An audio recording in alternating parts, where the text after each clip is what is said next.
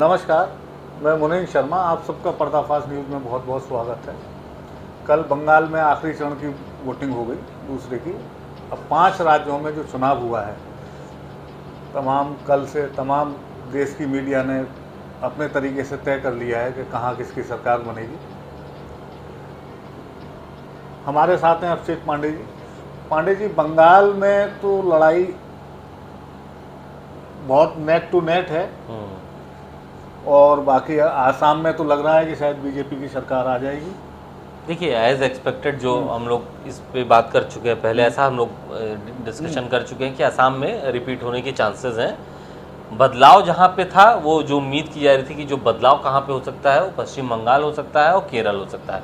केरल में भी कांग्रेस और यूडीएफ आ रही है सरकार में, एग्जिट पोल्स दिखा रहे हैं। और बंगाल में 7 में से 5 एग्जिट पोल्स भाजपा के पक्ष में जा रहे हैं। 2 एग्जिट पोल्स ऐसे हैं जो ममता बनर्जी यानी टीएमसी की वापसी करते हुए दिखाई दे रहे हैं। तो इस लिहाज से वहाँ कांटे की लड़ाई कहना जायज़ होगा, इसलिए जायज़ होगा क्योंकि कुछ दिनों पहले तक एक तरफा हम लोग कह रहे थे कि एक तरफा है टीएमसी वहाँ पर, लेकिन वहाँ पर जो पोलराइजेशन वाली पॉलिटिक्स हुई, चाहे हुमायूं कबीर वाला मसला सामने आया, जिस तरीके से नॉर्थ बंगाल और साउथ बंगाल में वोटिंग परसेंटेज 93% तक गया, इन तमाम फैक्टर्स को देख करके ये लड़ाई अब क्लोज नेक टू नेक हो गई है। इस लिहाज से बंगाल बहुत इंपॉर्टेंट होता है और बंगाल के नतीजों पर सबकी नज़र होगी। क्या ममता बनर्जी के शासनकाल को बीजेपी वहाँ पर टक्कर दे करके इस बार उनको सत्ता से बाहर करेगी?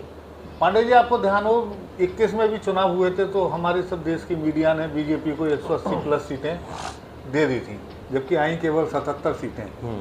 और आसाम की जहाँ तक बात करें तो अभी हमने 40 लाख महिलाओं को 9,000 रुपये खाते में दिए गए हैं, जैसे कि इससे पहले बिहार में दिए गए, हरियाणा में दिए गए, एमपी में दिए गए, महाराष्ट्र, मतलब किसी न किसी योजना के नाम से सरकार ने लाभान्वित किया है। बंगाल में भी ममता जी की सरकार 1,500 रुपये महिलाओं को देती रही है और भी बहुत सारी।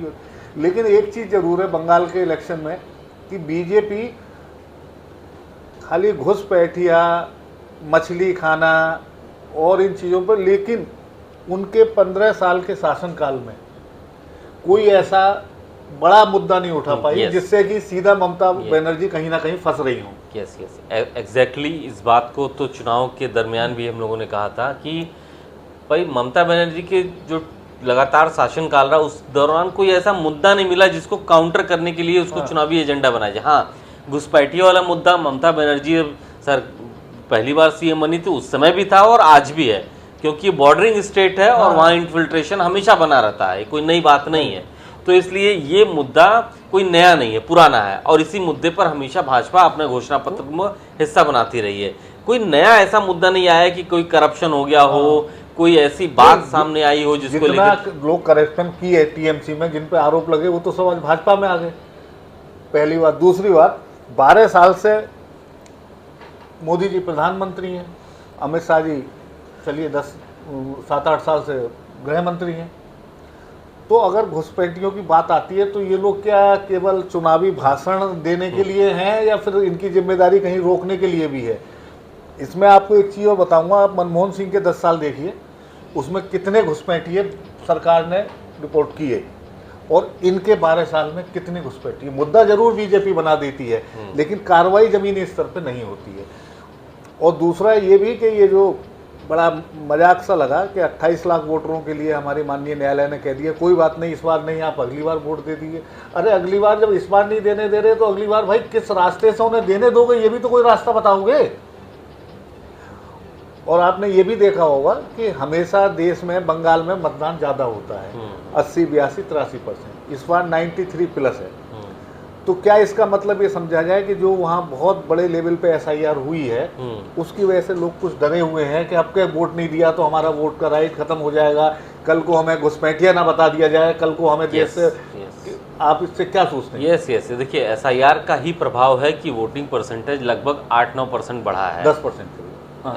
नॉर्थ बंगाल और साउथ बंगाल की अगर बात करें तो एवरेज काफ़ी 8-9% बढ़ा है। अब इलेक्शन में ये बहुत बड़ी चीज़, ये बहुत बड़ी बात है। और 2-3% पे तो सरकारें आती हो चली जाती। इस बार इम्पोर्टेंट इसलिए भी हो गया, एसआईआर की वजह से जो फर्जी वोटर्स तो जो डुप्लीकेट थे या जो मृत बताते थे वो डिलीट हुए, तो परसेंटेज अपने आप ऊपर चला गया। दूसरी बात, वो लोग जो वोट देने नहीं निकलते थे या बाहर थे, वो निकले कि अगर हम वो अपने वोटिंग राइट्स का इस्तेमाल नहीं करेंगे तो हमारे पास हमको कहीं ना कहीं टारगेट हमको कर लिया जाएगा कि घुसपैठिया है। तीसरी बात कि ये अभिषेक बनर्जी टीएमसी की तरफ से लगातार ये कहते रहे कि ट्रेनें भर भर के बाहर से उत्तर प्रदेश और बिहार के लोग यहाँ पर जो लोग काम करते हैं, जो वोटर हैं, वो आ रहे हैं यहाँ पे। तो कई ऐसे फैक्टर्स थे जिसने वोटिंग परसेंटेज को बढ़ा दिया। अब ये प्रो इनकम्बेंसी या एंटी इनकम्बेंसी ये दोनों से ही परे है, क्योंकि ममता बनर्जी की इतने साल के शासन के खिलाफ कोई एंटी इनकम्बेंसी पैदा नहीं हुई है, इतना बड़ा कोई मुद्दा लेकिन प्रो इनकम्बेंसी भी नहीं है। कई अलग अलग फैक्टर्स ने वोटिंग परसेंटेज को अप किया है। अब देखिए, जो 7 में से 5 एग्जिट पोल्स भाजपा को 150 प्लस दिखा रहे हैं, तो देखिए सोचने पे इसलिए मजबूर हो जाते हैं ये बात, जैसे आपने कहा था कि 2021 में भी ऐसा दिखाई दिया था। लेकिन एक ऐसी पार्टी जो कि हिंदी भाषी क्षेत्र की पार्टी बन के रह गई हो हमेशा से, वो अचानक से बंगाल में जाती हो, 4 से अपने विधायक 77 कर लेती हो, ये एक बहुत बड़ा राइज था, बहुत बड़ा जंप था।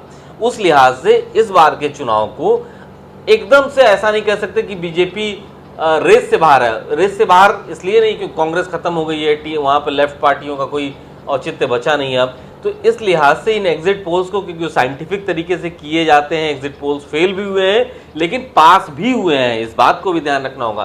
फेल होते रहे एग्जिट पोल लेकिन पास भी हुए हैं, हमने आपने भी उनको दिखाया है। इसलिए ये प्रोबेबिलिटी है 50-50% की। सिक्के का एक पहलू है, अगर इधर आया तो ये, इधर आया तो ये। पांडे जी, एक चीज और मैं आपको ध्यान आकर्षित करना चाहूंगा कि बहुत सारे चुनाव हमने देखे जहां बीजेपी की सरकार है, राज्य में भी, तो वहाँ तो जैसे एग्जिट पोल आते हैं लगभग रिजल्ट वैसा ही आता है। हमने हरियाणा का देखा, एमपी का देखा, महाराष्ट्र का देखा, अभी बिहार का देखा, ठीक है।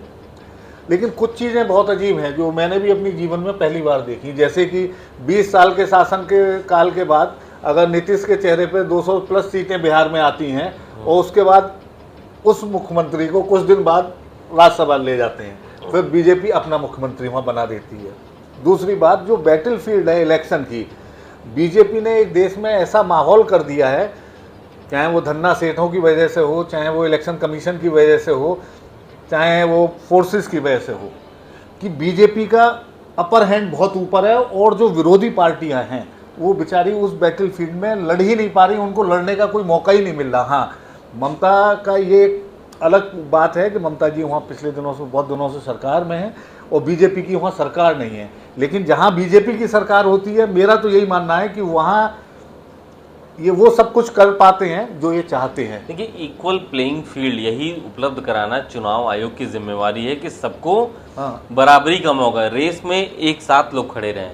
लेकिन ये देखिए, ऑब्वियस सी बात है, जिसकी सरकार होती है, प्रशासन कहीं ना कहीं उसके आसपास घूमता है।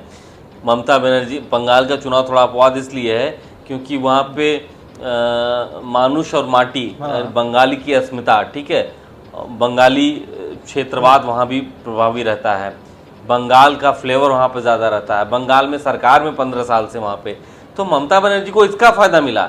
लेकिन भाजपा को क्या फ़ायदा मिला कि केंद्र की तमाम शक्तियाँ, पैरामिलिट्री फोर्सेज इतनी बढ़ गई, चुनाव आयोग पे इतने आरोप लगने लगे, बाहर से जो ऑब्जर्वर जा रहे हैं वो सेंट्रल के अधिकारी होते हैं, वो वहाँ पर काम कर रहे हैं। तो दोनों ने अपने अपने रास्ते बनाने की कोशिश की। और ये आरोप आज की बात नहीं है, 62 में चुनाव हुआ था, नेहरू जी पे भी लगा था, इंदिरा गांधी के ऊपर भी, वो तो चुनाव इसी बात पे उनका चुनाव पलट दिया था हाईकोर्ट ने कि उन्होंने अपने सरकारी सेवकों की सहायता ली अपनी चुनावी सभा में। तो ये नई बात नहीं है।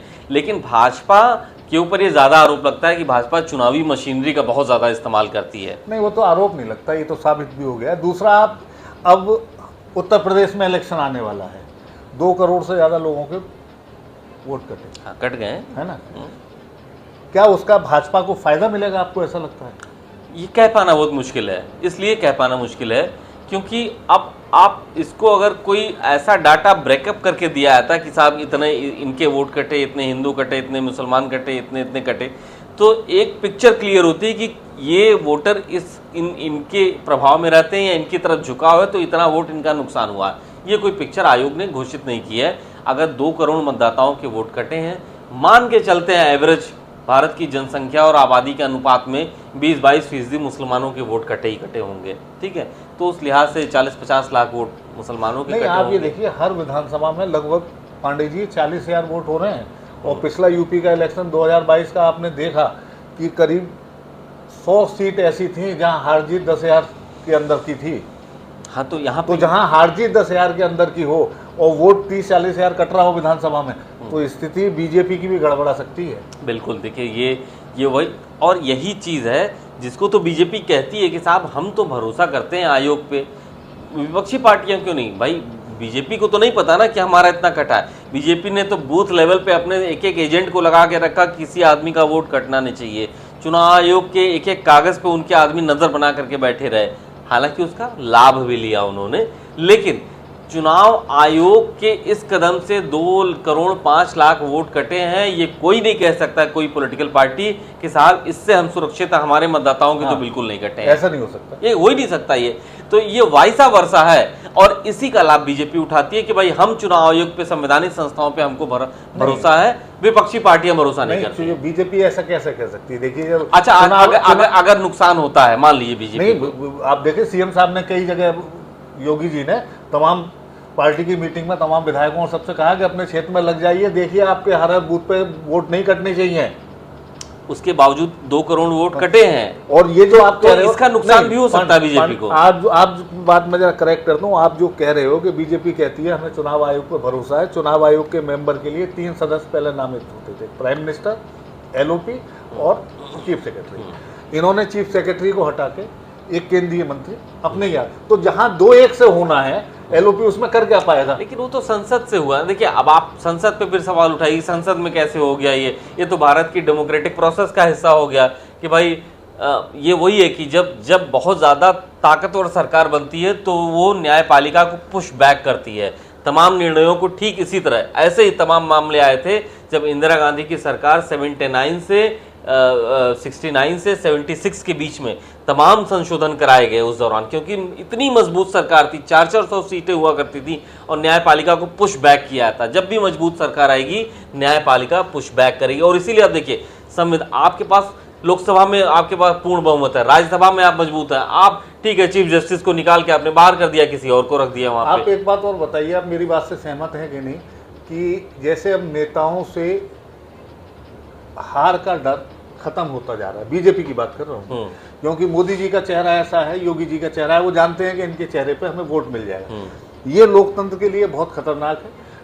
अगर सरकारें 5-10 साल में नहीं बदलती रही तो सरकारी मशीनरी गुलाम हो जाती है सरकार के, और सिस्टम पता नहीं चलता किस ओर चल देता है।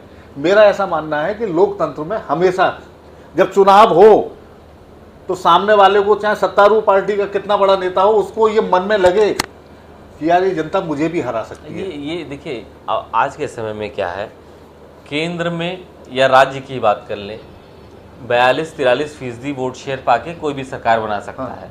40% मान लेते हैं, चलिए ठीक है। इसका मतलब 60% लोग आपको पसंद नहीं करते हैं, तो आपको तो केवल 40% को मैनेज करना है ना। आप उसको मैनेज कीजिए, साम दाम दंड भेद किसी भी तरीके से सरकार बनाते रहिए, बाकी लोग ना पसंद करते रहो, आपको कोई दिक्कत नहीं है। एक बड़ी तादाद सरकार को पसंद नहीं कर रही, यानी एक पार्टी को पसंद नहीं कर रही है एक बड़ी तादाद, इसका मतलब आप अलोकप्रिय हैं, बावजूद उसके आप सत्ता में बैठे। नहीं, आप मेरी इस बात से सहमत हैं कि सरकार बिल्कुल देखिए, नहीं ये मैंने क्यों, ये तो जनता का जनादेश है, ये मैं नहीं, अगर जनता दोबारा चाह रही, देखिए आप इसको ऐसे समझिए कि जनता अगर बैठा रही है तो कोई बात नहीं, लेकिन होता क्या है, एक लंबे समय तक जब ये स्थिति बनी रहती है तो सरकारें उसी दिशा मोनोटोनस हो जाती हैं, उसी तरीके से सोचने लगती हैं, सरकारी मशीनरी उसी तरीके से सोचने लगती हैं, एक ही सोच हावी होने लगती है। बाकी भाई क्या, इट इज़ द एक कोलेबोरेशन ऑफ डिफरेंट ओपिनियन, एक ही ओपिनियन केवल हावी रहेगी, बाकी सब दबते चले जाएंगे। तो ये व्यवस्था तो गलत है। लोहिया ने भी कहा था, तमाम सोशलिस्ट स्कॉलर्स ने कहा, हमेशा गांधी जी ने स्वयं कहा था कि सरकारें जो होती हैं वो जनता का कंट्रोल होना चाहिए। जनता का कंट्रोल तब होगा जब जनता अपने फैसले दे करके किसी को पलट सकती हो। अगर नहीं पलट रही हैं सरकारें, इसका मतलब कि जो व्यवस्था है वो इतनी मजबूत हो गई उस पर्टिकुलर पार्टी के लिए कि वो जो चाह रही हो कर ले जा रही ये है। व्यवस्था को हम समझ लें कि 85 करोड़ लोग जो राशन पे जिंदा हैं और हाँ, बाकी बिल्कुल। 18-20% किसी ना किसी योजना से लाभान्वित हैं। हम्म। तो ये क्योंकि सरकार ही कर सकती है तो इसलिए विपक्षी पार्टियों को मौका ही नहीं मिल रहा है। लेकिन स्वस्थ लोकतंत्र के लिए जरूरी है कि 10 साल से ज़्यादा कोई सरकार ना रहे।